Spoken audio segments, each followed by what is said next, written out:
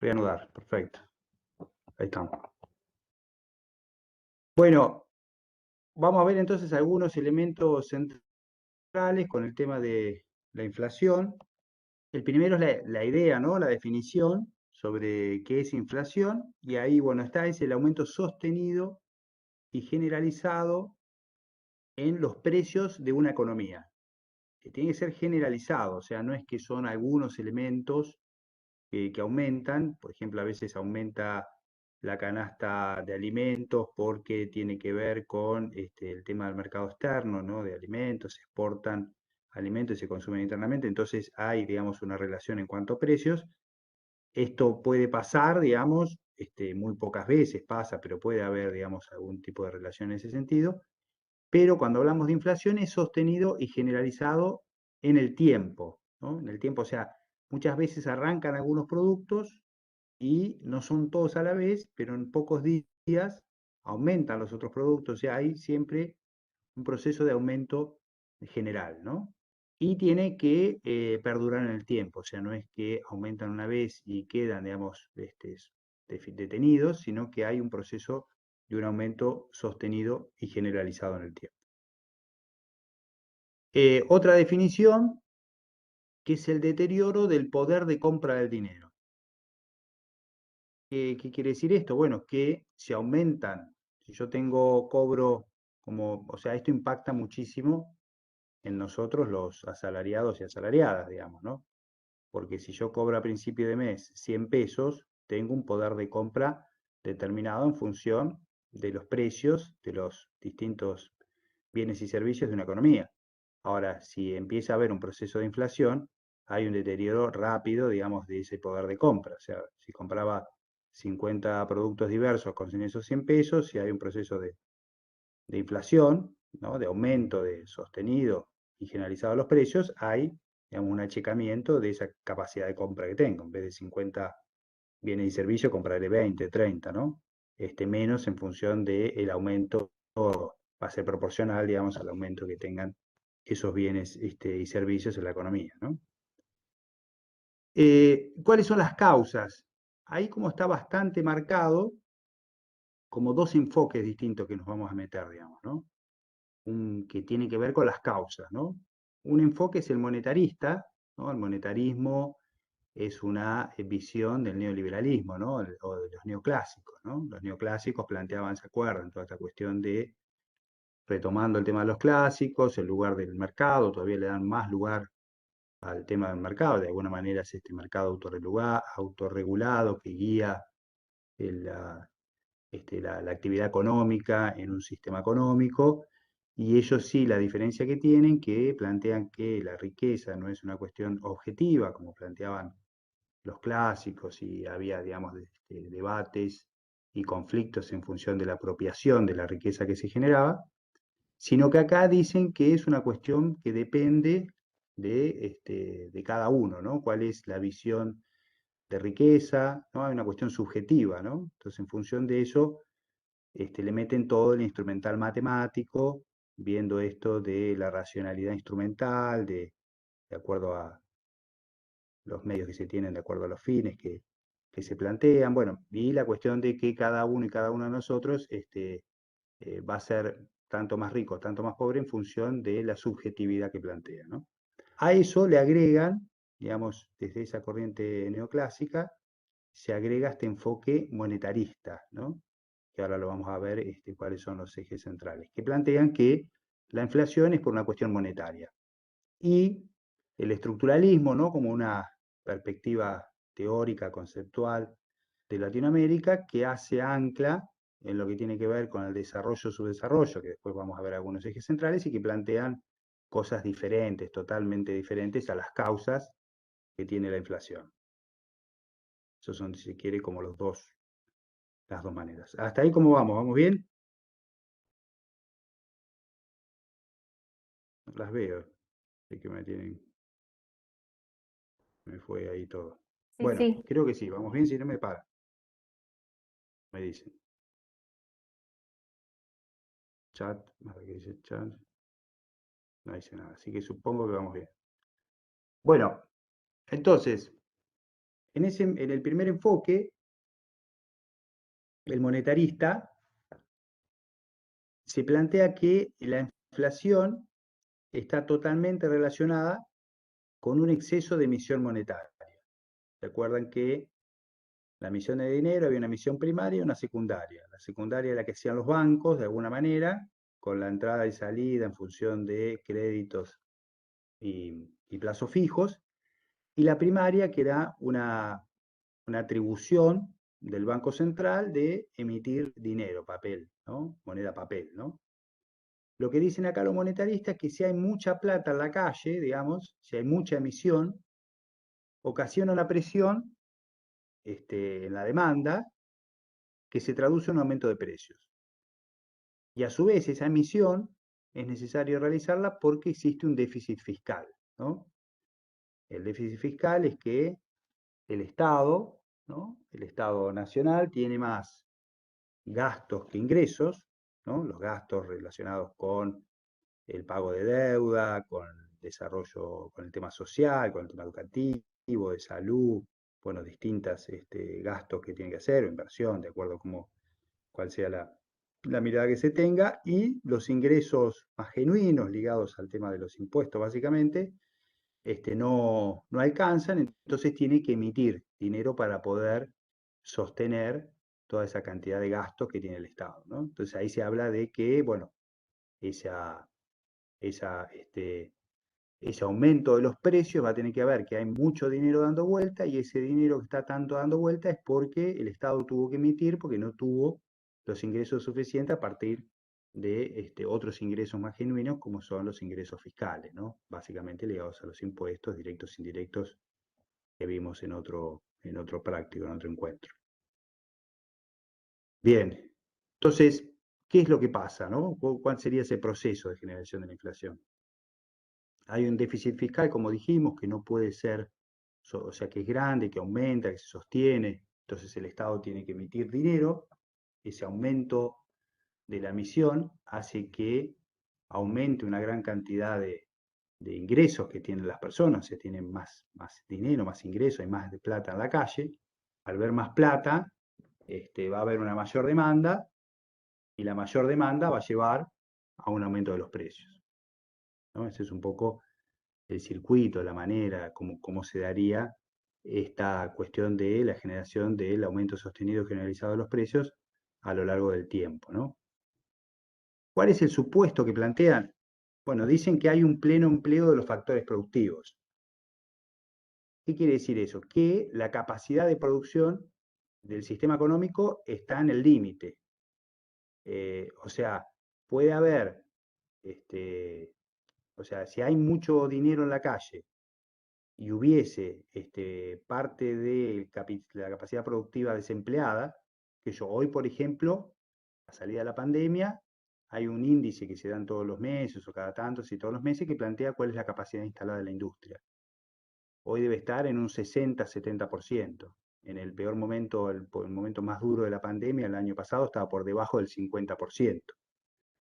Entonces ahí, en ese caso, no se puede dar esto de que hay un pleno empleo de los factores productivos, porque el factor capital, en este caso, básicamente, lo que tiene que ver con la capacidad de producción a partir de las máquinas que existen, todavía tiene la posibilidad de crecimiento. Entonces, no hay un pleno empleo de los factores productivos, entonces sería mucho más difícil que se dé la inflación a partir de que haya mucho dinero en la calle, ¿no?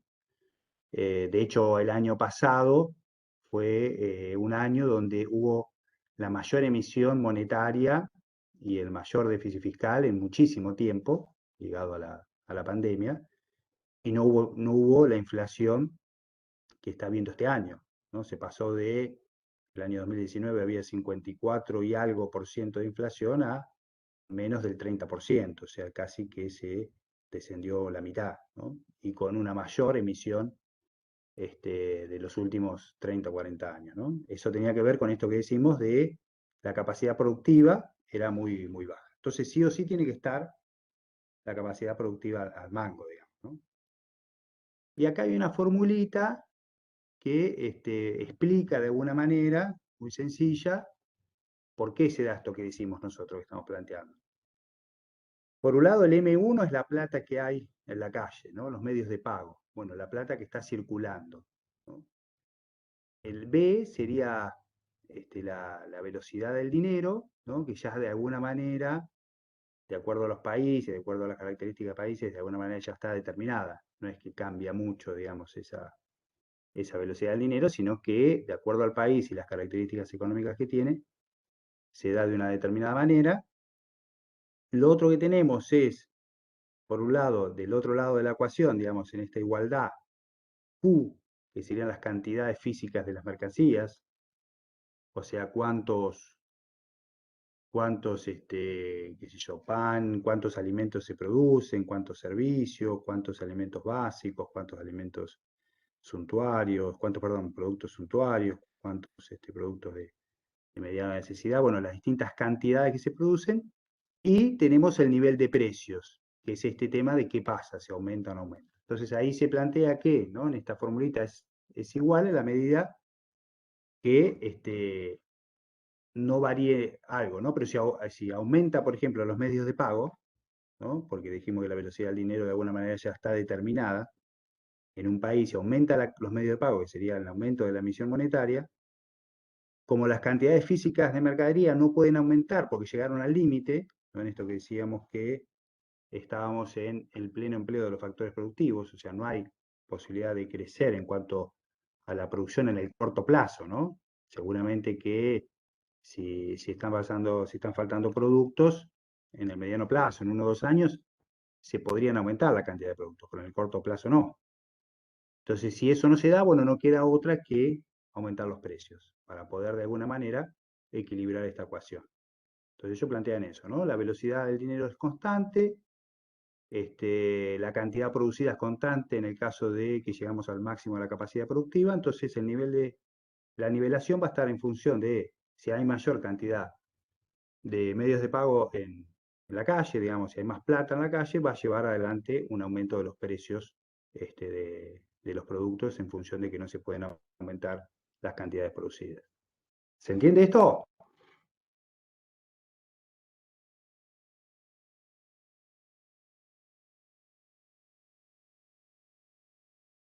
¿Vamos bien? Sí, sí, bueno, muy bien. Este es un poco el eje central del enfoque monetarista, ¿no? Entonces lo que plantean, dicen, para poder, de alguna manera, que esto no se dé, es sacar plata de la calle, digamos, sacar, enfriar la economía, se dice muchas veces, serían como las medidas antiinflacionarias. ¿Para eso qué? Bueno, reducción o sea, si decíamos, bueno, la emisión tiene que ver con el déficit fiscal, porque hay que pagar un montón de gastos, que no se pueden tener los recursos genuinos, entonces se emite, entonces hay que bajar el gasto público para disminuir el déficit fiscal. O sea, tiene que haber congelamiento de jubilaciones, bajar o mantener, digamos, los sueldos de los salarios de los empleados públicos bajos, aumentar la tasa de interés en el Banco Central, bueno, distintos elementos que hagan que se enfríe la economía y que en definitiva haya una fuerte poda o recorte de el déficit fiscal, ¿no? Que son, de alguna manera, son medidas recurrentes de cada uno de los gobiernos liberales. Si uno escucha, qué sé yo, a Martínez de Oz, escucha a Cavallo, escucha a Duhovne, a Prat-Gay, ve que en general, o Stussenegger, digamos, que han sido por ahí los Melconian, digamos, los referentes así económicos de la última etapa, va a escuchar siempre estas cuestiones, ¿no? Que la inflación es muy alta, que hay que bajarla, que tiene que ver con el déficit fiscal, que hay que bajar el gasto público, subir la tasa de interés, congelar los salarios, que achicar la cantidad de ministerios, no incorporar este, más trabajadores al Estado.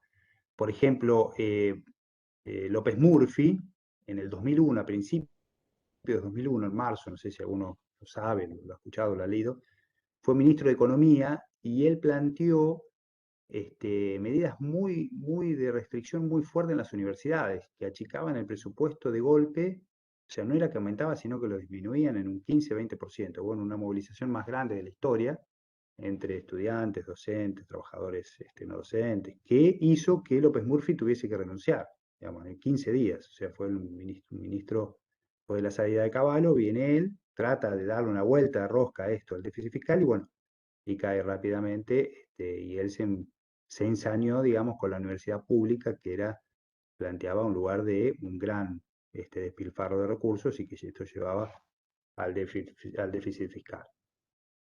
Bien, entonces eso es el monetarismo, ¿no? Ustedes si lo miran, lo leen, ven los videos, lo van a tener un poco más detallado, pero básicamente va para ese lado. El estructuralismo, como su nombre lo indica, ¿no? El enfoque estructuralista, la perspectiva estructuralista latinoamericana, plantean que hay una serie de razones, una serie de causas que tienen que ver con una cuestión más estructural de la economía, ¿no? De cuestiones que hacen, cuestiones históricas, que tienen que ver con muchos años de desarrollo, que llevan a estos problemas que como consecuencia de esos problemas estructurales se dan los procesos de inflación en nuestros países, ¿no? Plantean tres cosas básicamente. Uno es la inmadurez del aparato productivo, ahora la vamos a ir viendo un poquito más en detalle. Otro es la existencia de una fuerte restricción externa, ¿no? También vamos a ver en detalle qué es esto de la restricción externa. Y el otro tema es la alta concentración de la economía con escenarios de puja distributiva, ¿no? La puja distributiva también la vamos a ver cómo se da en nuestro país, que todo eso va presionando a una alza de los precios que decíamos, ¿no? Sostenida y generalizada en el tiempo, como es la inflación. El estrangulamiento productivo eh, plantea esto de que hay, ¿no? De alguna manera es la posibilidad de aumentar la capacidad productiva en el corto plazo, ¿no? Capacidad productiva o de cambios, ¿no? Estructurales que puede haber en un país, ¿no? Acá lo que dice son los procesos de inclusión en los mercados suponen un crecimiento de la demanda que no es compensado por aumentos de la oferta debido a la inmadurez del aparato productivo, ¿no? Insuficiencia tecnológica, desequilibrio de la estructura productiva. Esto provoca que si bien aumentan las cantidades, el proceso devenga en aumento de precios, ¿no? Por ejemplo, ahí hay una cosa muy concreta, ¿no? Argentina, por ejemplo, no produce autos, ¿sí? Los arma, o no produce celulares, o no produce computadoras, todo lo que tiene que ver con esta tecnología digital, por ejemplo, a lo sumo arma ese tipo de bienes, ¿no? Eso le lleva, ¿eso por qué? Porque tiene desequilibrios en la estructura productiva, o sea, tiene mucho más avanzada la producción primaria o la producción de algunos bienes más simples, pero cuando son bienes más complejos que requieren todo un desarrollo científico, tecnológico, de innovación y de aplicación de esas innovaciones, no llega en ese sentido porque no ha habido decisiones de política pública, o porque se han empezado y se han cortado, etcétera, etcétera. Entonces ahí hay, si se quiere, un estrangulamiento productivo, o sea, no hay capacidad de producción, o si se produce algo, cuando se quiere aumentar la producción porque hay una mayor demanda, no se la tiene porque hay que importarlo, hay que buscarlo en otro lugar, o requiere más tiempo de organización productiva. Entonces eso hace que sea menos las cantidades que hay y por eso se necesita un aumento de precios en ese sentido. A eso le llaman estrangulamiento productivo. Hay un ingeniero Diamond, que habla de la estructura productiva desequilibrada, ¿no? Que es otro estructuralista, un ingeniero muy interesante en su visión, donde plantea que una estructura productiva desequilibrada, que hay mucho desarrollo, si quiere lo que decimos en el tema del sector primario, pero después en la industria, y en la industria ligada a distintas producciones, no pasa lo mismo, mucho menos, y hay una gran parte que hay que importar o a lo sumo generar armadoras de cuestiones que se importan, digamos, ¿no? Como decíamos, los autos, las computadoras, los televisores, los teléfonos, etcétera, etcétera. Por ejemplo, Tierra del Fuego, que se dice es una zona muy productiva, en realidad arma ese tipo de productos, pero no es que los produzca, sino que genera trabajo en función de ese trabajo de armado. Pero la tecnología, la manera de hacerlos, los componentes no son producidos en nuestro país, sino que son producidos en otros lugares del mundo. Después se habla del estrangulamiento externo, ¿no? El estrangulamiento externo va a estar ligado, ¿qué les parece? ¿A qué cosas? ¿No? Porque hablamos de estrangulamiento externo. ¿Ligado a qué?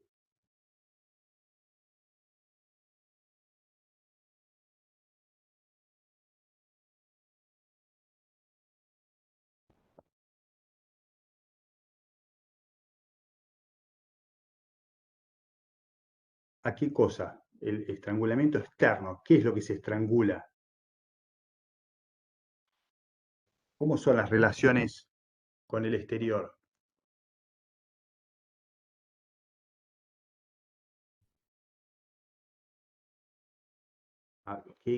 ¿Cómo compramos, cómo pagamos las importaciones y qué nos pagan las exportaciones? Sí, o sea, tiene que ver con el sector externo, exportaciones e importaciones. Bien, como dice Julia. Ahora, ¿cómo nos pagan lo que vendemos y cómo pagamos nosotros lo que compramos? ¿Con qué? ¿Con pesos? Pero con pesos pagamos más de importación de lo que nos pagan la exportación, ¿no? Eso sí, tenía que ver con el índice de relación de intercambio, que había un deterioro de los términos de intercambio. Bien, eso está bien, Ayelen. Ahora, ¿qué es lo que, cómo se dan las, nosotros compramos cosas y las pagamos con pesos?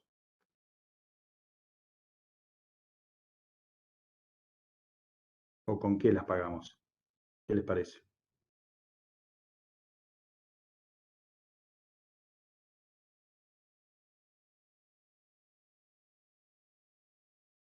Pagamos en dólares, como dice Julia. Sí, pagamos en dólares. Bien, entonces, eh, el estrangulamiento externo quiere decir eso, o sea, hay un estrangulamiento porque no hay dólares. ¿Y por qué no hay dólares? Bueno, acá aparecen como distintas causas, ¿no? De ese estrangulamiento, esa falta de dólares, ¿no? Que es lo que se llama también restricción externa. Restricción externa quiere decir que no podemos comprar cosas afuera porque o no tenemos los dólares necesarios. Primero porque Argentina no emite dólares, el único país que emite dólares es Estados Unidos, entonces los tenemos que lograr de alguna manera. Una de las puntas por las que a veces no hay y hay problemas es la expansión del consumo de bienes exportables. ¿Qué es lo que más exportamos? ¿Qué es lo que más exportamos? Pregunto esto y después ya no pregunto más por un ratito. ¿Qué les parece? ¿Qué es lo que más exportamos? Nuestro país. ¿Qué es lo que más exporta? Materias primas, sí. Materias primas, soja, carne, bien. Carne. Agarremos lo de soja, lo que más exporta, ¿no? Pero la soja en este caso no sería lo que más impacta, pero sí impacta mucho, qué sé yo, que se exporta después de la soja, viene la carne, la leche, el trigo, ¿no? Todos esos tres son la carne que comemos todos los días, los pollos que comemos todos los días, la leche que tomamos todos los días y el pan que comemos todos los días. Entonces, si se exporta más de lo que queda para mercado interno, o al revés, si comemos más, ¿no? La situación en nuestro país, supongamos, ahora estamos en una situación difícil, ¿no? Pero supongamos que está mejor, esto un poco pasó ahí ante el 2015, ¿no? Una distribución del ingreso un poco más igualitaria, los salarios eran mejor, las paritarias le ganaban en algunos años a la inflación, hay un aumento del consumo interno, de los mismos bienes que exportamos. Entonces eso genera que haya un estrangulamiento, o sea, como si se consume más adentro lo que se exporta, no conseguimos los dólares necesarios para poder intercambiar bien con el mundo. Esto no quiere decir que esté bien o esté mal, sino quiere decir cuáles pueden ser esos datos de la realidad, digamos, ¿no? El otro es la expansión del consumo de bienes importados. Esto es muy común por esta estructura productiva desequilibrada. Todos los bienes, todo lo que tiene que ver con el tema de la tecnología digital, por ejemplo, todo el hardware, digamos, de diferentes maneras, todo eso es importado. Entonces, cuanto mejor situación estemos, cuando queremos mejorar el tema de las formas de organización de la producción, o lo que tiene que ver con la formación en función de la formación virtual ligada a la presencial o todo lo que fuese, eso es una entrada de bienes importados que salida de dólares. O sea, necesitamos más dólares para comprar eso, ¿no? Entonces hay una expansión del consumo importado que lleva a un estrangulamiento interno, ¿no? Lo otro que ustedes decían, el deterioro de las relaciones de intercambio. Cada vez necesitamos más dólares y vender más cosas para comprar lo que comprábamos antes, ¿no? Por esta diferencia entre el aumento proporcional mucho mayor de los bienes importados por sobre los bienes que exportamos, ¿no? Otro tema cada vez más fuerte, ¿no? Esta propensión a atesorar en dólares, ¿no? Este dólar blue que hoy está arriba de los 200, que genera, digamos, la única manera que no es, digamos, el dólar blue no aumenta porque miles de pequeños ahorristas compran algo para atesorar y para, digamos, para ahorrar en dólares, pero sí que es una práctica muy generalizada. De hecho, bueno, seguramente sus familiares, ustedes mismos, si tienen algún manguito que quieran ahorrar, pensarían dos veces antes de ponerlo a plazo fijo y comprarían dólares, que serían como las prácticas más comunes, ¿no?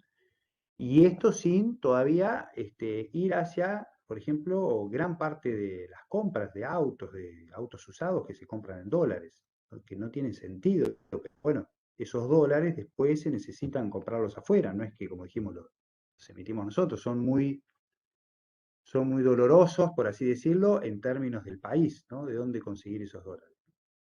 Y la otra, hace que la propiedad extranjerizada de empresas, ¿no? ¿Esto cómo impacta? Bueno, impacta, primero viene una inversión, es una entrada de plata a nuestro país, de dólares que vienen, se instalan, pero después hay una salida constante año a año de las ganancias, royalties, o utilidades que tienen esas empresas y se llevan esos miles o millones de dólares a su casa matriz, ¿no? Entonces todo esto hace que muchos casos, para poder de alguna manera equilibrar, porque bueno, ahí por ejemplo le faltan dólares, ¿no? Por todas estas cuestiones, ¿no? Por este estrangulamiento externo, por esta restricción externa, ¿no? Cada vez se importa más bienes importados, el tema del deterioro de los términos de intercambio, hay mucha gente que está comprando dólares, hay muchos dólares que se van, entonces, ¿qué es lo que le queda al Estado en muchos casos, ¿no? Que está como empujado en ese sentido porque le falta plata, le falta dólares. Bueno, devalúa. ¿Qué significa devaluar? Bueno, aumentar el precio de la divisa. Al aumentar el precio de la divisa, las exportaciones van a valer mucho más, las importaciones también, entonces la gente compra menos cosas importadas. Hay una especie de ajuste, por así decirlo, ¿no? En el sentido de no utilizar o no necesitar tantos dólares y de alguna manera vuelve en el mediano plazo a esa balanza comercial, volver a estar superavitaria, o por lo menos en una situación de mayor igualdad, digamos, ¿no? Entonces, bueno, ese estrangulamiento externo tiene que ver con esto y muchas veces la manera dolorosa para el pueblo, porque bueno, los que más somos castigados en ese tipo de evaluación somos aquellos que dependemos de un salario ya fijo, tiene bueno, un impacto fuerte en esto de cómo de alguna manera ir hacia una devaluación. Bueno, lo otro que plantea como otra causa es la concentración de los mercados, ¿no? Esto tal vez es lo que más se ha visto, se ha discutido en toda esta etapa, ¿no? De si no había tanta demanda, ¿no? En lo que fue la pandemia, no había tanta demanda, estaba mucho más quieto todo, ¿por qué aumentaban los precios? Había plata que se había puesto en la gente, ¿por qué aumentaban los precios de los hiper, ¿no? O de los alimentos o distintos productos?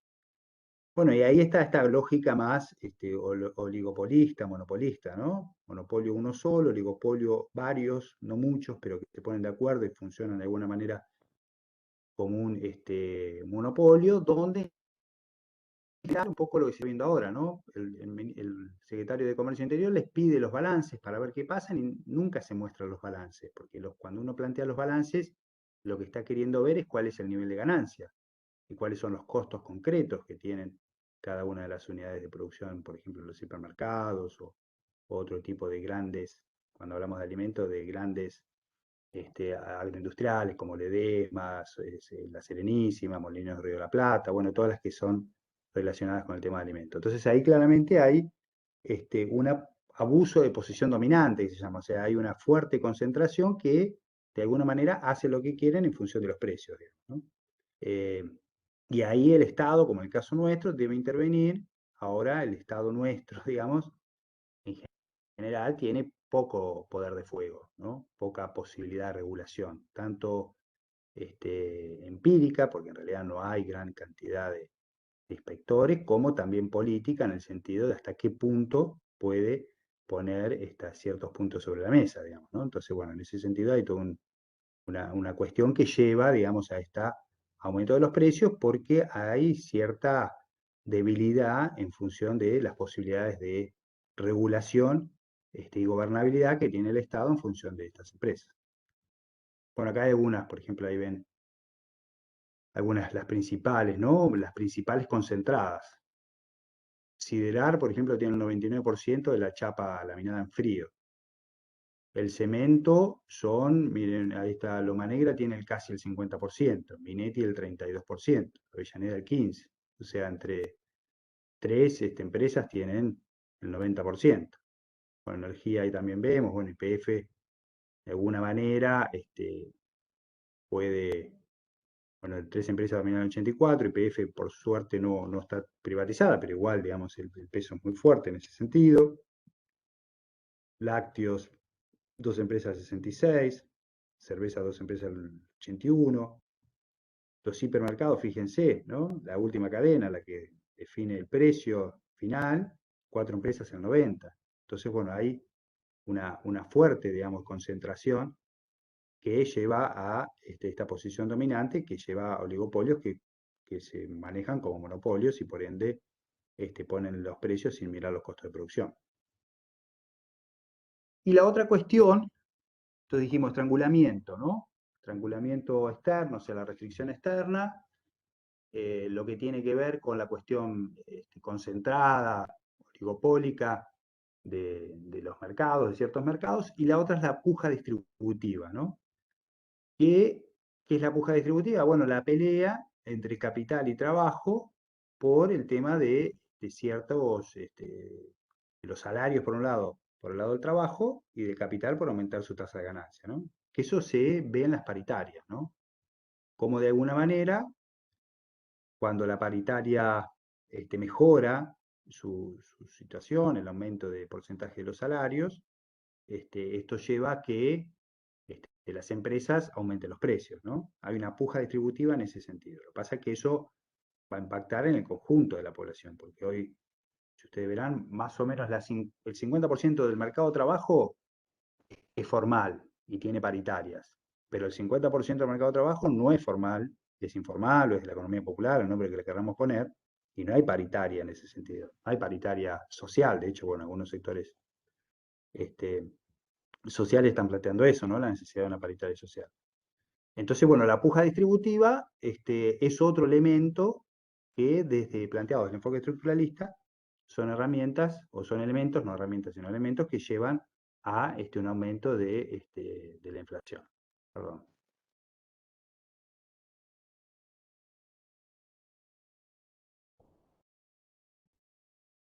Bueno, ahí tenemos entonces esto de la puja distributiva, aceptan, bueno, lo que decíamos, ¿no? El marco de negociación, acceder a los aumentos, pero después ellos trasladan esos aumentos a los precios, ¿no?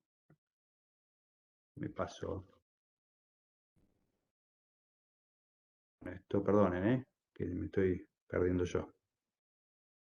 Acá, bueno, poco la evolución de la cantidad de personas dentro del personal involucrado, igual eso le decía, ¿no? Más o menos es un 50 y 50 que están hablando hoy, un 50% de trabajo registrado y un 50% aproximadamente de trabajo no registrado, o algunos que están algo registrados, pero tienen después otro empleo en negro, otras actividades más autónomas, para poder generar autogestionadas, para poder generar un ingreso que les permita vivir, ¿no? Bien, hasta acá tenemos esta cuestión de cuáles serían esas causas de la inflación en relación al enfoque estructuralista. El tema de la restricción externa, del estrangulamiento productivo y las pujas distributivas. Entonces, ¿cuáles serían las medidas? ¿No? En general, las medidas, lo que tiene el enfoque monetarista es que son medidas de corto plazo, ¿no? Son medidas de shock, de cortar, de no sacar plata, o sea, son fáciles, entre comillas, o son más rápidas, no sé si fáciles, pero son rápidas en cuanto a llevar adelante estas políticas de corto plazo, ¿no? De shock de una inflación que genera mucho dolor social, digamos, ¿no? Que no haya plata en la calle, que haya ajuste, etcétera, etcétera. Las medidas estructuralistas inflacionarias son más de largo plazo, que necesitan mucha voluntad política, mucho acuerdo, mucho consenso también para llevarlos adelante, ¿no? Una de ellas, por ejemplo, es la sustitución de importaciones, ¿no? Para evitar el drenaje de divisas en compra de bienes e insumos no fabricados en el país. La sustitución de importaciones requiere a veces no consumir más determinados tipos de productos que se importan, en parte o todos, y comenzar a consumir otras cuestiones, ¿no? Y en eso, la verdad que cada vez hay un proceso de consumismo muy fuerte donde gran parte de la población no puede vivir si no tiene el iPhone, por decir algo totalmente estigmatizante, ¿no? Pero en esa línea, ¿no? Cómo poder muchas veces sacrificar ciertos consumos, ya no desde el plano social, colectivo, para poder generar esta cuestión de un país con mayor autonomía en cuanto al tema de divisas, ¿no? Y eso también se trasluce muchas veces a ciertas cuestiones de los referentes partidarios, políticos, que no tienen ese tipo de conductas que también llevan a plantear por qué esto, por qué lo otro y por qué lo tenemos que hacer nosotros si otros no lo hacen. Bueno, todo ese debate que no vamos a entrar ahora.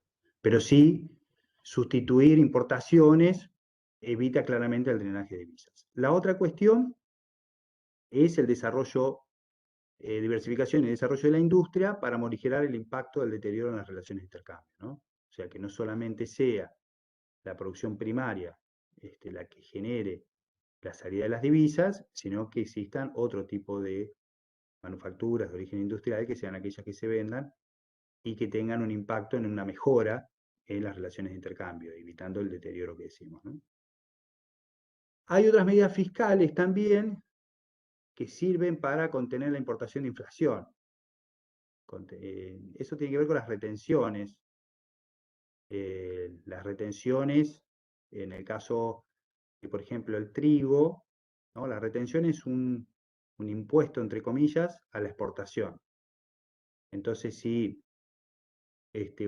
supongamos que el tipo de cambio es 1,1, ¿no? Que 100 pesos son $100, si el Estado le pone un 20% de retención al trigo, el trigo afuera va a costar $100, pero adentro va a costar 80. Entonces, para hacer el pan, acá va a salir mucho más barato que si fuese el valor del trigo en el exterior, que es de $100. Entonces, acá es de 80, ¿no? Entonces, las retenciones, más allá de una cuestión de recaudación y de ingresos para el fisco, para el Estado, también sirve para poder, de alguna manera, morigerar o poder cambiar, desacoplar el precio internacional al precio interno, ¿no? Y quedando, entonces llega un precio interno más barato para, en el caso del trigo, si estamos hablando del trigo, para el molino y más barato para las panaderías que van a hacer el pan. Entonces, de esa manera desacoplamos precios externos de los precios internos, ¿no? En el caso de alimentos, por ejemplo, que es donde yo más por ahí me desenvuelvo, creo que claramente el punto 2, ¿no? Diversificación y desarrollo de la industria, nos permitiría, ¿no? Si hubiese, hoy está muy concentrada toda la agroindustria, como diríamos, ahí la leche, siberina, el aceite, el azúcar, muy concentrado, ¿no? Debería ir hacia una diversificación de otro tipo de actores, ¿no? Cooperativas, pymes, agricultura familiar, ¿no? Que permitiera que hubiese miles de emprendimientos productivos que también comercializando en otra forma distinta que lo que veíamos en los hipermercados, pudiesen ir a una línea de mayor diversificación, mayor cantidad de productores, mayor cantidad de bocas de expendio y por ende mayor cantidad de trabajo y de mejores precios y productos, ¿no?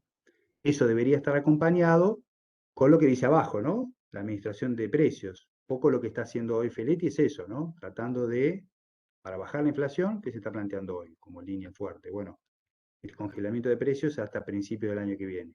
Se arrancó con los alimentos y se sigue con los medicamentos. También se cerró ahora y se seguiría con algunas cuestiones más, ¿no? Sabiendo que eso no se puede plantear en el largo plazo, pero sí como, de alguna manera, ciertos shocks o ciertos momentos de parar esa inercia de la inflación que lo que hace que cada vez aumenten más los precios, ¿no? Cada vez vayan aumentando un poco más, porque ya se viene de una base de aumento del precio definida.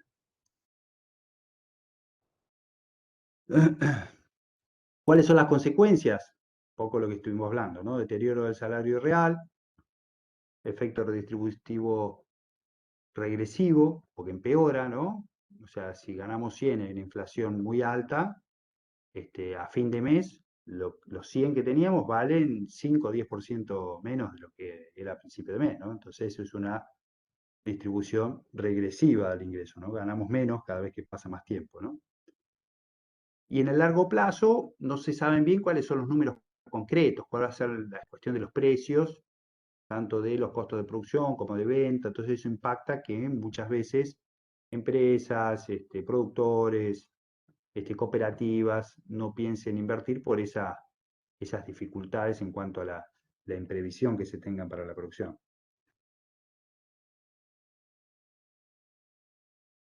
Entonces la inflación es una problemática que tiene distintas dimensiones, funciona como un disciplinador social. En Argentina es un elemento totalmente crónico y que está desde hace mucho tiempo y ha sido parte de ese proceso conflictivo distributivo. De hecho, los gobiernos o los estados que han tenido una política más distributiva en general han tenido que convivir con procesos de inflación bastante alta y es un problema social que está muy arraigado, más que todo ligado, por ejemplo, a esto que decíamos en relación a esa estructura bimonetaria que tiene nuestro país, ¿no? Entonces la restricción externa siempre es constante en función de las cantidades de dólares que se necesitan para distintas cuestiones, no para comprar y vender para las exportaciones e importaciones, sino para otras cuestiones como puede ser esto de atesorar, comprar y vender cuestiones de mercado interno, bueno, distintas cuestiones que cada vez se hacen como más internalizadas en la población de todo el país. Bien, bueno, hasta acá, ¿cómo fuimos? Hola, ¿se me escucha? Sí, ¿Qué tal? ¿Cómo están? Bueno, ¿cómo anda la actividad?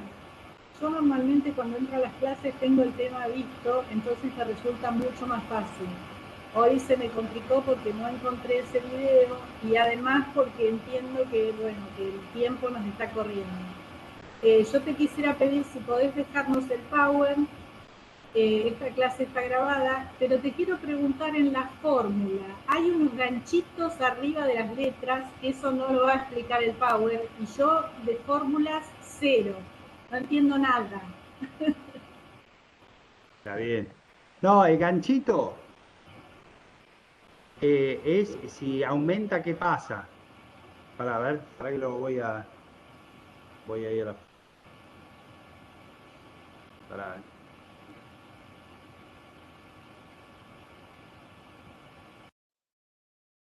ahí lo ves, Lidia, sí, ahí está.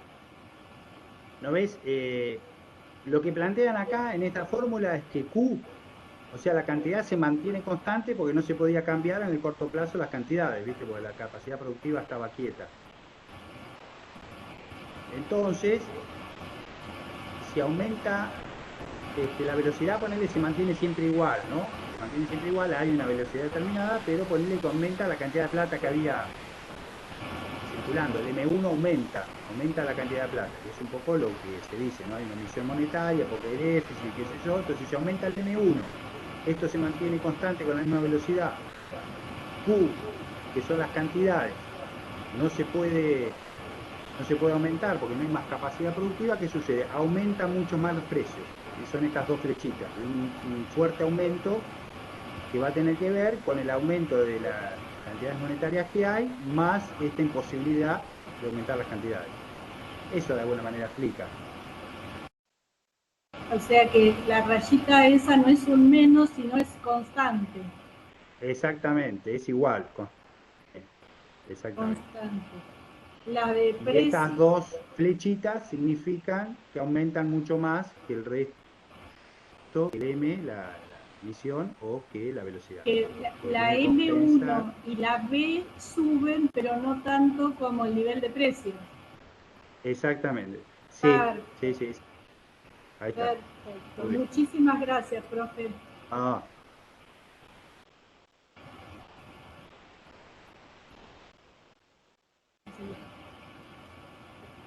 bien. Fondo de-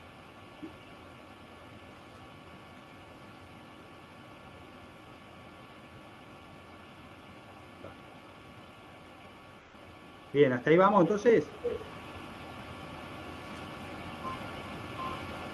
¿Querés Bueno, ahora el otro tema es por ahí meternos un poquito más con el tema de desarrollo, su desarrollo, que de alguna manera lo estuvimos viendo, aunque sea algunas partes que tienen que ver con esto de la inflación desde el estructuralismo, ¿no? El enfoque del desarrollo, su desarrollo, claramente está enfocado también en esta concepción estructuralista latinoamericana. ¿Vos tenés, Ale, ahí para Sí, pasarlo? te iba a decir, porque vos ahora en un cachito te retirás, ¿cierto? Entonces, si querés, Sí. no sé qué hacer con la grabación, si pausarla ahora y detenerla, o si me podés... eh, ¿Y yo cuando me voy, vos no te quedás como organizadora? supongo que sí, pero no sé si se cortará la grabación. Bueno, esperemos que no. Ah, Ya me fue. A ver si ahí puedo compartir. Sí. ¿vos te podés quedar un ratito más, Ale? Sí, sí, sí. Ah, buenísimo. Yo por esto de que no sé si capaz al que vos te vayas se corta. O sea, supongo que continuaría, pero no sé. No estoy segura. No, hagamos una cosa, yo me voy y dejo prendida la compu. Ah, también. Sí, Hagamos eso. dale. Me voy y dejo prendida la compu, cuando se corta, vos lo bajás y listo. Claro, pasa que ahí, ¿quién lo para? Ah, qué de problemas. Si no, si me puedes pasar el organizador, como que yo Ah, estoy para como ver, ¿y cómo sola. sería eso? Es Creo un que te lo tema. estoy. A ver, fíjate en los tres puntitos de, como de las cámaras, a ver si te sale como No, buen cambiar participar. audio, conectarse, bloquear reunión, invitar y... No. En cambiar rol en participante arriba, pero no sé cómo. ¿Dónde? Arriba en participante, pero en realidad no. Acá, participante. Ah, sí, en participantes, seleccioname el otro Fabián, que no sos vos, con la izquierda, con el... Y ahí ¿Cuál está. botón? Ah, cambiar rol. Pero pausala igual primero. Ahí está. Ya te pasé. Ahí te pasé. Listo, No lo ahí pausé. siguió. Genial. Ahí No, ahí está. siguió, parece Bárbaro. que no hay problema. Bien. Bueno. Bien. Pues si querés arranco un poquito y después te dejo con algunas Dale, cuestiones. comparto este Power. Dale. Sí, sí, sí. Dale.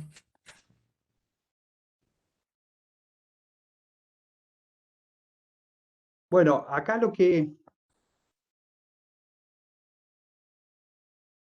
vamos a ver, bueno, acá, eh, es como dos visiones del desarrollo y del subdesarrollo, ¿no? Como primera cuestión. Hay una visión más de los países centrales que planteaban el desarrollo como un proceso de distintas etapas, como etapas lineales, ¿no? Que decían, bueno, los países de América Latina, por ejemplo, de otras partes del mundo, son países subdesarrollados que si hacen determinadas cuestiones que se les dicen, que planteamos en relación a políticas, a cambios en los procesos económicos que se dan en sus países, van a transformarse, en definitiva, van a ir primero en países en vías de desarrollo, por ahí habrán escuchado esa palabra, ¿no? Los países en vías de desarrollo, para después terminar siendo países desarrollados. Esa es un poco la visión del centro, ¿no? La visión de los países centrales, entre uno y otro. ¿no? Y que las políticas, los lineamientos eran similares, es una cuestión de etapas, ir cumpliendo ciertas etapas para pasar desde el subdesarrollo hasta el desarrollo. Lo que hacen, digamos, desde algunos pensadores latinoamericanos, ahí está un argentino que es Previch, ¿no? Raúl Previch, después está un brasilero muy interesante, Celso Furtado, y otros pensadores más, allá por los 50, los 60, es decir que no, eso no es así, sino que para que haya países centrales, hay que haber países periféricos. O sea, su desarrollo y el desarrollo planteaban que era la cara y la seca de la misma moneda. O sea, son cuestiones para que exista ese desarrollo central, debe haber ciertas condiciones periféricas y que para que los países como Argentina, Brasil, los latinoamericanos pasaran a ser países desarrollados, no tenían que cumplir esas etapas, sino que tenían que generar condiciones muy concretas de política para poder cambiar, ¿no? Un cambio de transformación, un poco en línea con lo que veíamos recién, ¿no? Este, eh, diversificar la producción, diversificar las exportaciones, hacer eje y centro en un desarrollo más autónomo, la creación de tecnologías y de industrias de perspectiva latinoamericana o nacional, bueno, cuestiones mucho más autónomas que no tenían nada que ver con lo que planteaban los países centrales, ¿no? Entonces acá, como dice ahí la diapo, el proceso de acumulación es muy distinto si uno lo mira desde el centro o desde la periferia, ¿no? Porque hay una relación totalmente asimétrica, una relación de alguna manera de dominación económica entre el centro y la periferia, y por ende, si queremos cambiar esa relación, ellos planteaban la transformación, el cambio social, digamos, ¿no? La transformación, el cambio social, hay que llevar distintas políticas en uno y otro caso, ¿no? Pásale si querés, Ale. ¿Cómo arranca esto? Bueno, ¿desde dónde? O sea, ahí se empieza a ver, bueno, cómo surge esto del subdesarrollo. Entonces ahí se plantea que el subdesarrollo aparece, digamos, con el inicio del capitalismo, allá por el siglo XVIII, fines del el siglo XVIII, o sea, en el inicio de la revolución industrial, la revolución francesa, no política, económica, etcétera, donde ahí era Inglaterra, digamos, la potencia que llevaba adelante todo ese proceso, donde hay una expansión de ese núcleo central, que va hacia dos lugares, básicamente, ¿no? Pensando en lo que es América, ¿no? Un lugar, bueno, América, el mundo también, pero algunos lugares donde no había una población que llevaba adelante actividades económicas, o era una población muy chica que fue directamente devastada, o sea, como se la corrió directamente, caso Canadá, Australia, oeste de Estados Unidos. Entonces la llegada de ese núcleo dinámico hizo que se desarrollaran actividades económicas con alta productividad y altos ingresos, similar a la que ocurría en Inglaterra, ¿no? Llegaron, se instalaron y fueron como antes, en el mismo lugar, como Inglaterra, digamos. Y en otros casos sí se instalaron en zonas donde ya había actividades económicas importantes, ¿no? Que eso es toda América Latina. Perú, Bolivia, Venezuela, Río de la Plata, Brasil, ¿no? Entonces comienza a haber como dos núcleos de producción. Un núcleo dinámico enganchado con el sistema económico internacional, ¿no? Entonces que yo a Argentina le vendía inicialmente tasajo para los obreros, vendía carne salada para los obreros, después empezó a vender otro tipo de carnes, vendía granos, y que yo, Brasil vendió primero caucho, después cacao, café a otros países, bananas, otras materias primas, oro, plata, bueno, lo que fuese, y eso entraba dentro de esto económico dinámico.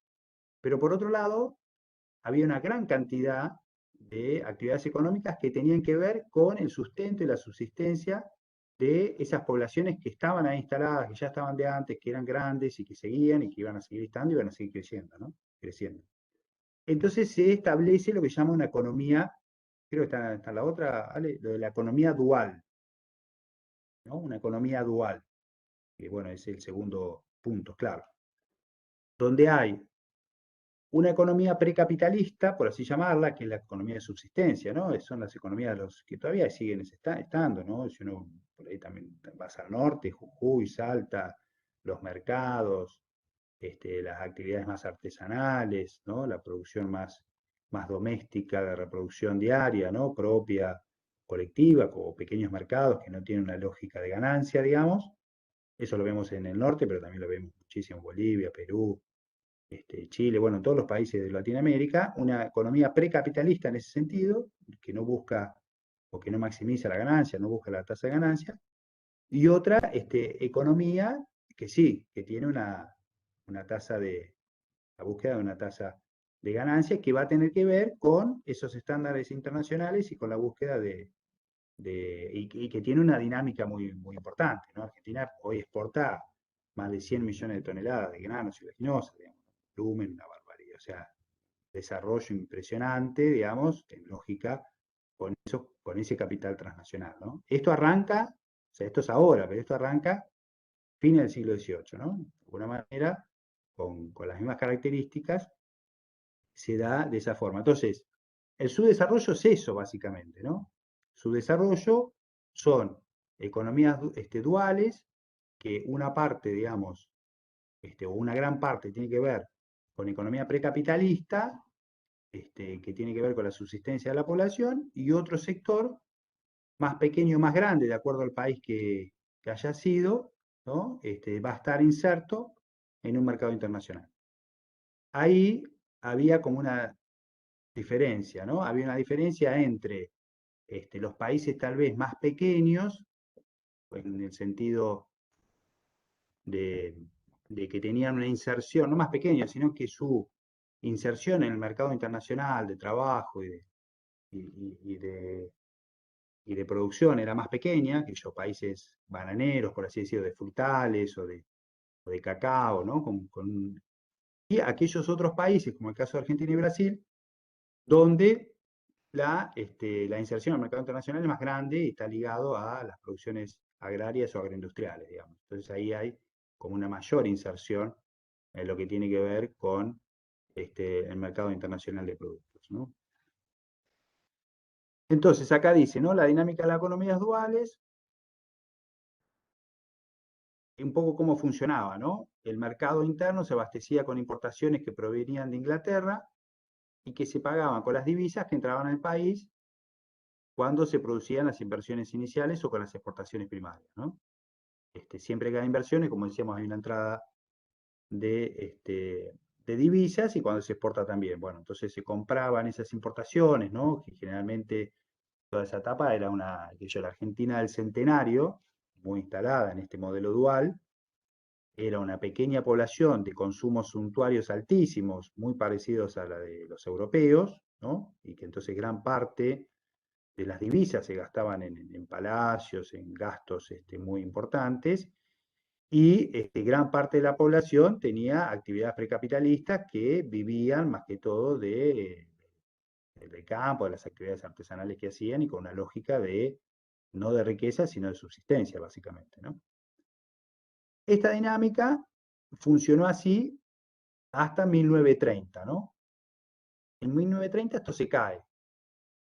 Se cae, ¿por qué? Porque, bueno, ya los países no nos compran más nada, los países del centrales no nos compran nada, entonces no hay divisas, no hay divisas para comprar, digamos, las cosas importadas de los sectores más ricos, pero tampoco había divisas para comprar aquellos aspectos que necesitamos para poder producir las materias primas para exportar. Entonces, de alguna manera se rompe esto, ¿no? No hay posibilidad de seguir y genera una crisis mundial muy fuerte, no solamente económica, sino un poco lo que dice acá, ¿no? La incertidumbre de qué hacer, en el sentido político, ¿no? Geopolítico, político-económico. Y entonces en Argentina, ¿qué es lo que pasa? Ya esto lo han visto en varios. ¿Qué es lo que sucede con la crisis del 30 en el sentido más de producción económica, etcétera?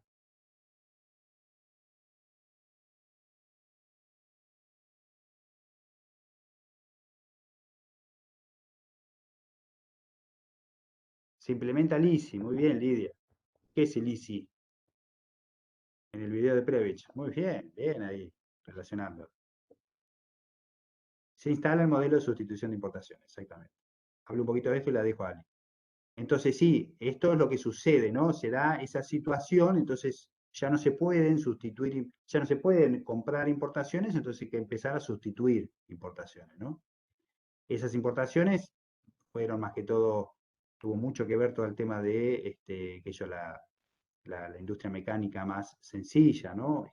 Ciertos motores, heladeras, electrodomésticos, cuestiones que de alguna manera con copias o pequeños cambios, ¿no? Aquellos que tenían talleres de arreglo, etcétera, fueron generando una industria liviana propia de nuestro país hacia esa sustitución de importaciones que ya no se tenía. Entonces, de alguna manera, esta economía dual se vio como muy amenazada, ¿no? Porque ya no había posibilidad de comprar nada porque no se podía vender nada. Entonces se dio ese proceso de industrialización, de sustitución de importaciones, que fue más importante en algunos países que en otros países. Te dejo ahí, Ale. Dale, dale, ahí sigo. Bueno, compañeras, compañeros, nos vemos la Nos próxima. vemos. Buen Chao. cierre de año. Sí, Está sí, sí. difícil el cierre de año. Complicado. Pero bueno, Obrigado. ahí vamos. Adiós. Dale, chao. Bien, bueno, entonces seguimos.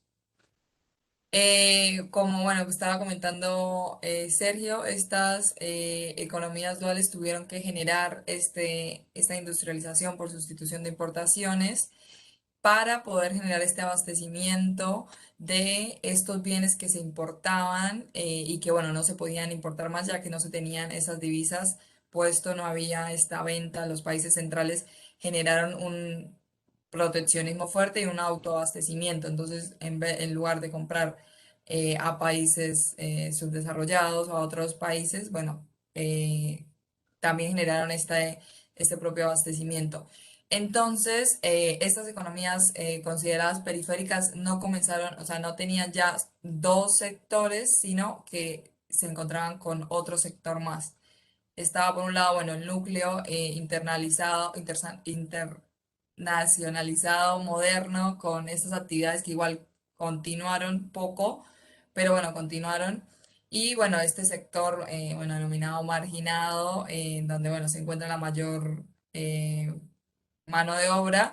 Y bueno, este nuevo sector industrial, que bueno, acá es importante como marcar esta diferencia de la Argentina con el resto de la región, como bueno, también un poco de Brasil, que esta industrialización por sustitución de importaciones no se dio en todos los países de América Latina, sino que se dio también de la mano de, bueno, procesos políticos, económicos, fuertes que, bueno, tuvieron esta voluntad política de generar esta industrialización, ¿no? De generar este intento un poco de independencia económica en lo productivo, que aún, bueno, hace parte de estos dos modelos en pugna que aún, si uno, bueno, realiza como un análisis pormenorizado, está todavía latente y está todavía presente estos dos modelos. Bueno, también acá como lo menciona esta nota que no sé si la tienen, creo que Fabián la había enviado, el docente titular, em, como la nota, o no sé, bueno, si algo me escriben por el chat si todavía no la tienen, que la escribió el profesor Julián Barberis, que es de la Comisión B.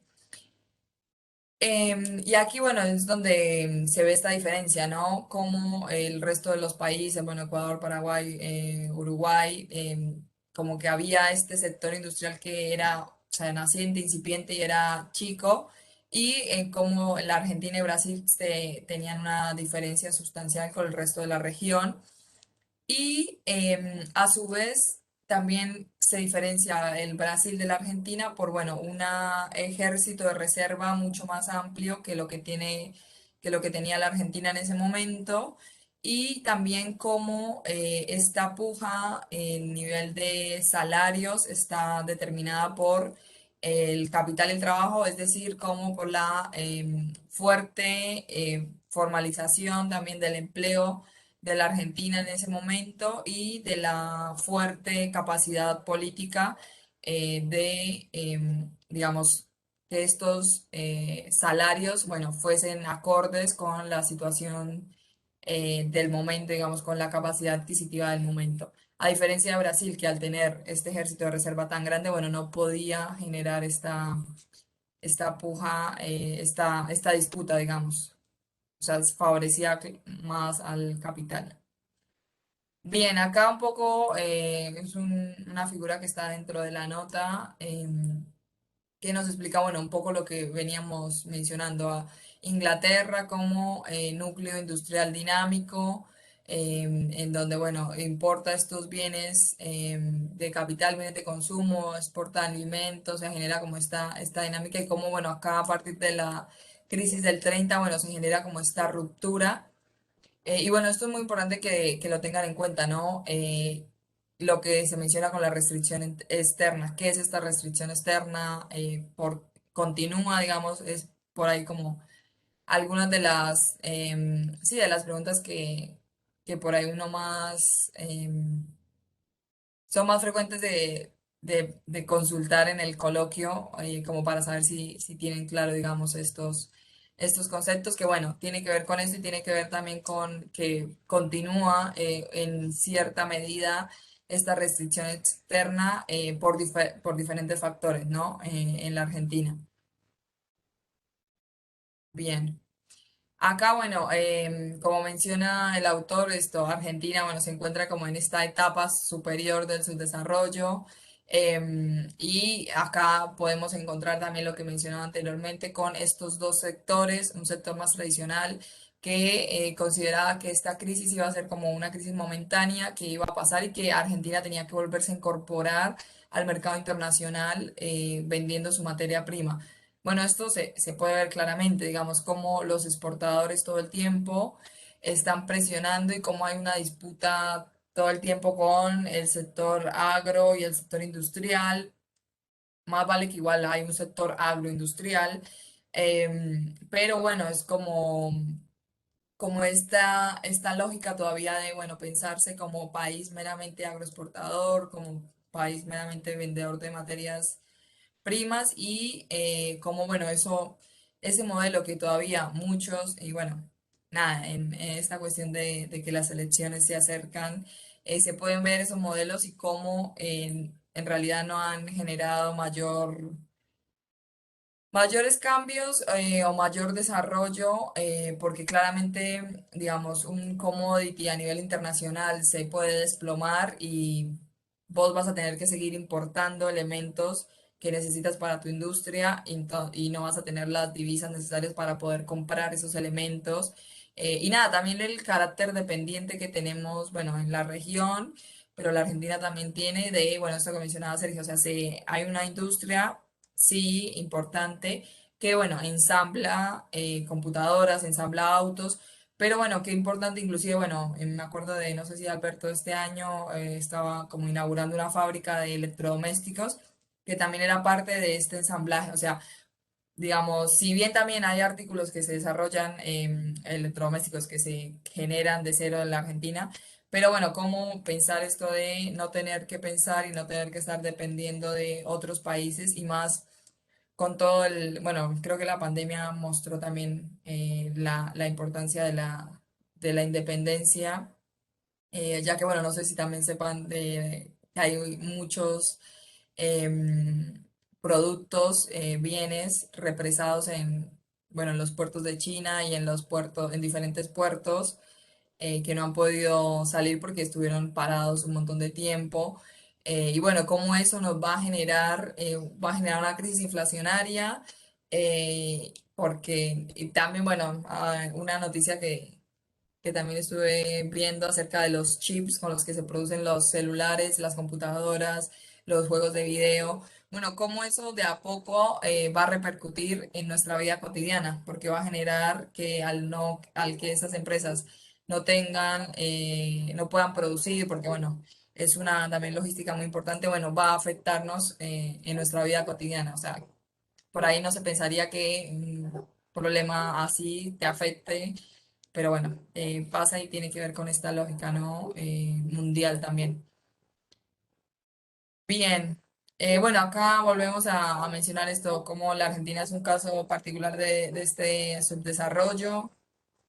Bueno, ya que bueno, este grado de formalización del mercado laboral es muy importante, a diferencia, bueno, de Brasil y de otros países de la región. Em, y también, bueno, esto que Furtado planteaba como el subdesarrollo no es una etapa previa, ni es como lo plantea, bueno, en el texto de De Santis, van a encontrar que él habla de un enfoque evolucionista y un enfoque del cambio social. Eso por ahí es importante que lo tengan en cuenta, no sé si lo van a preparar también, o sea, igual creo que como vamos a hacer los coloquios esta vez va a ser con preguntas más que con desarrollo, porque antes se hacía como un desarrollo que cada uno desarrollara un tema. Entonces, bueno, están estos dos enfoques, el enfoque evolucionista que está ligado plenamente a la teoría neoclásica de esta evolución, esto de que, bueno, todos los países van a seguir a los países que están más avanzados y van a poder desarrollarse, como esta sucesión de etapas. Y bueno, claramente la teoría, el enfoque del cambio social, la teoría estructuralista, va a mencionar que esto no es así, que hay problemas estructurales y que inclusive los países del norte han podido generar ese desarrollo gracias a los países subdesarrollados, digamos, gracias a, bueno, y digamos, el caso de América Latina es el más elocuente en este respecto, ya que mucho de nuestra materia prima también, bueno, en lo que fue la invasión española, fue robada, fue saqueada, y bueno, eso permitió que España no aprovechó claramente esto a nivel internacional, pero Inglaterra sí lo supo aprovechar y supo posicionarse por eso como potencia mundial, como primera potencia así, mundial. Pero bueno, como es importante que tengan esto en cuenta y que tengan en cuenta estos dos enfoques al momento, bueno, de explicarlo y bueno, cómo se desarrolla esta dinámica dual, a qué se hace referencia cuando se habla de esto. A ver, creo que en el chat había una consulta, igual creo que esto sí, la última. Ahí tengo y busco el chat.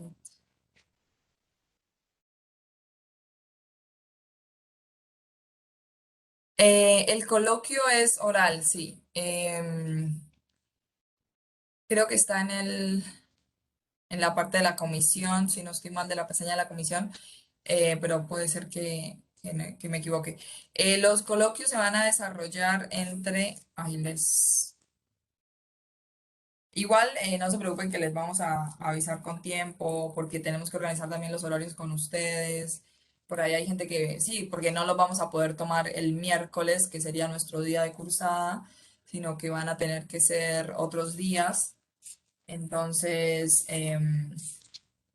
como que eso se va a coordinar con ustedes.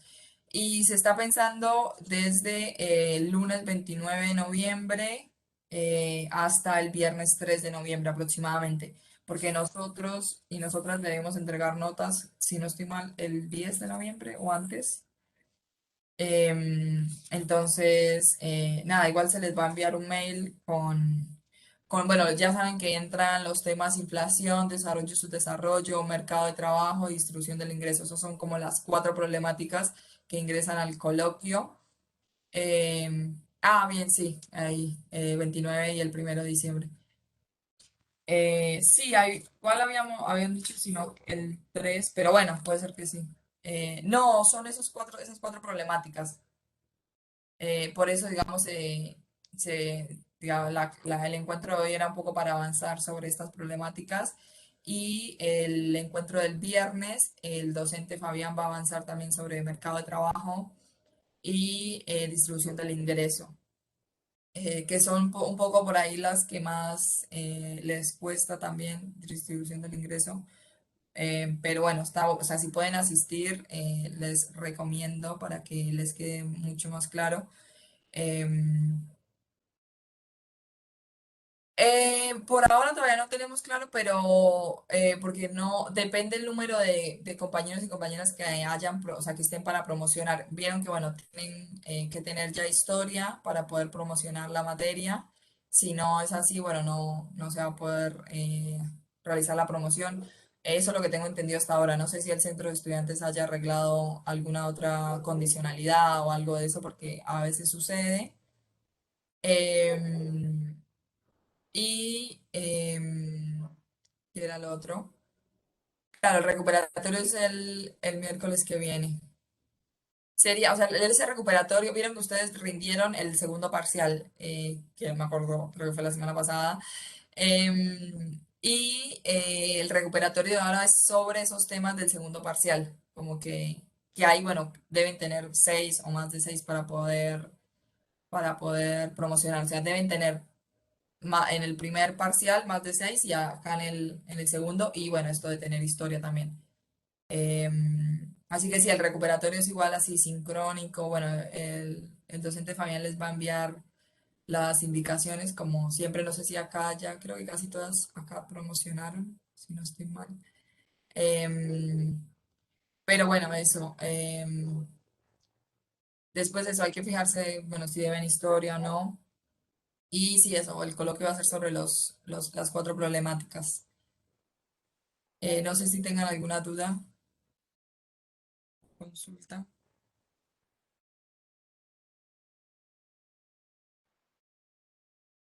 Un poco lo que preguntó Julia, ahí si es una exposición así preparando un tema, si nos preguntan, si Claro. vamos solos en grupos, no sabemos.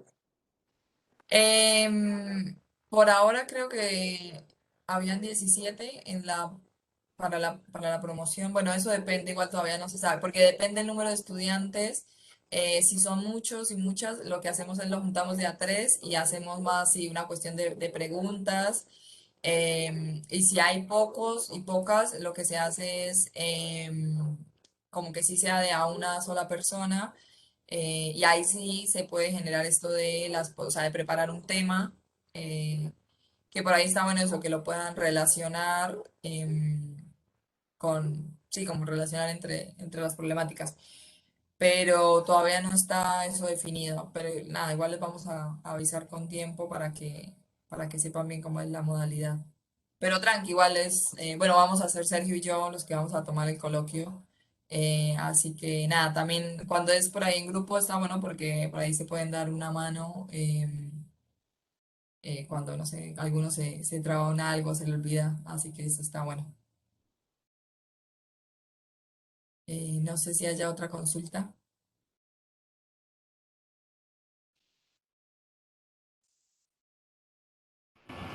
Profe,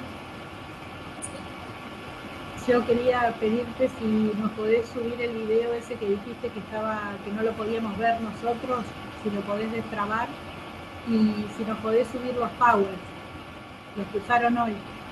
Dale, sí, ahí los subo y también a ver la otra parte de, sí, lo que no, el refuerzo de las cuestiones de facilidad. Y al final sí, o sea, es cuántica numérica, cómo funciona. O sea, al final de la materia se va a evaluar, digamos, se genera un promedio entre el primer parcial, segundo parcial y el coloquio. Entonces ahí va a estar clarito.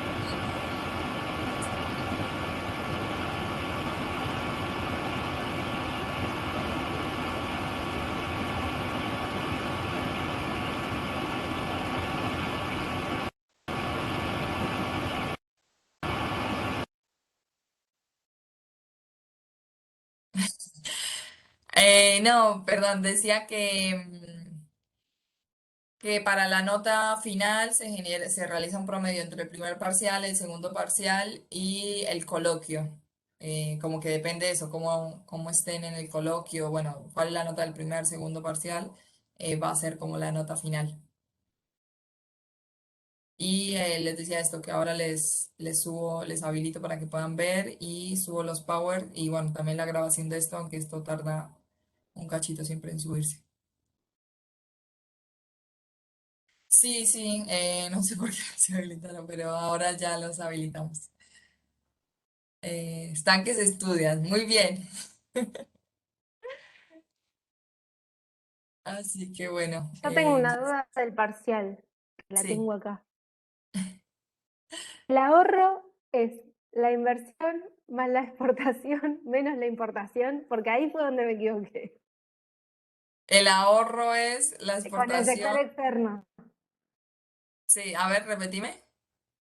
La, la importación más la exportación menos la importación. O estoy re mal ahí. Me quedó esa duda. Es más, lo entregué y dije, ahí está mi error, pero no lo podía sacar. ¿Qué fue la pregunta? Sí, bueno, no sé en la pregunta. En el cálculo, ¿viste los cálculos? Yo Pero mandé te ahorro salió igual todo bien. inversión.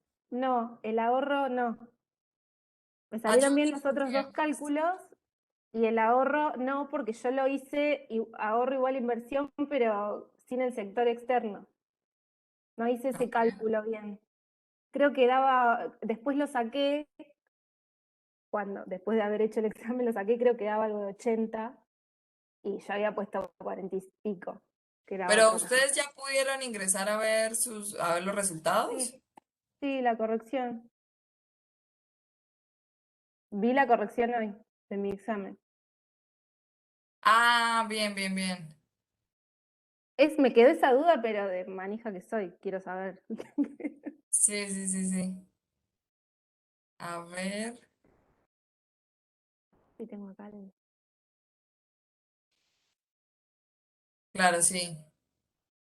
Esa te quedó mal. Sí, hay que debía, a ver, el ahorro del equilibrio es igual. Sí, 80 tenías que poner en la selección que te daba. Era eso. Era Después me di 80. cuenta. Gracias. Bien, sí, pero nada, igual dentro, dentro de todo, bastante bien estuviste. Em, a ver, y la de los dulce de leche. A ver, ¿cuál era la del dulce de leche? No, Julia, yo puse también que era igual a la inversión porque era lo que teníamos del sistema simple, pero este no era simple porque tenía el sector externo. Tenía el sector externo, Entonces sí. cuando me fui dije, no me puede dar nunca eso, pero no sabía cuánto daba hasta que lo descubrí, luego de haber entregado.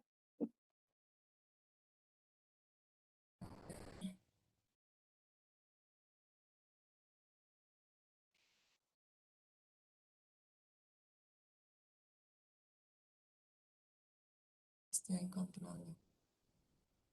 Encuentro la del pollo.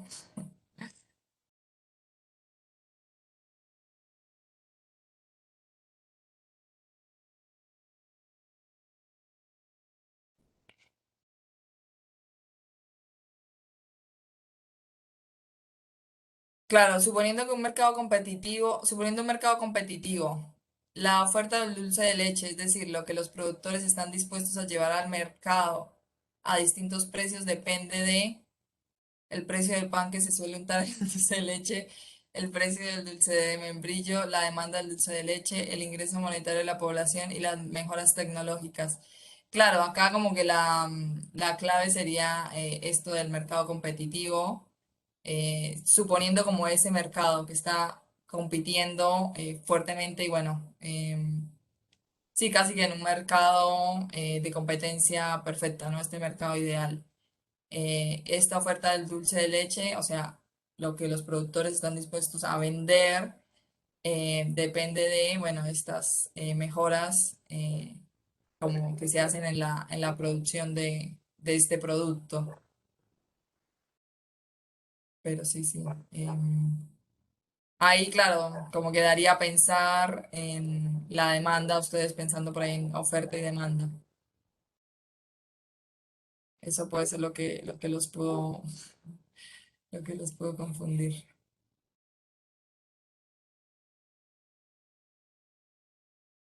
Bien.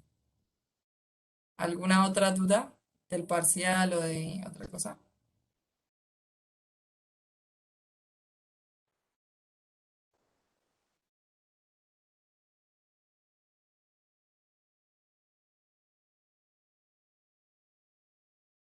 Bien, voy a ir parando entonces la grabación.